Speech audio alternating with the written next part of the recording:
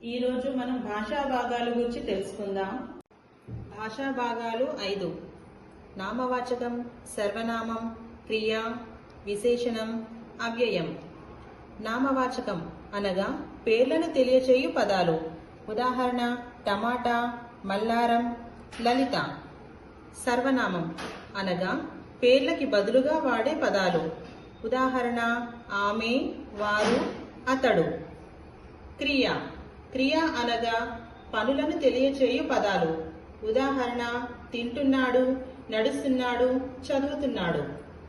విశేషణం అనగా నామవాచకం యొక్క గుణాలను తెలియచేయు పదాలు. ఉదాహరణ: ఎరుపు, అందం, పెద్దలు. అవ్యయం అనగా లింగ, వచన, విభక్తులు లేనటువంటి పదాలు. ఉదాహరణ: ఆహా, ఓహో, అమ్మో.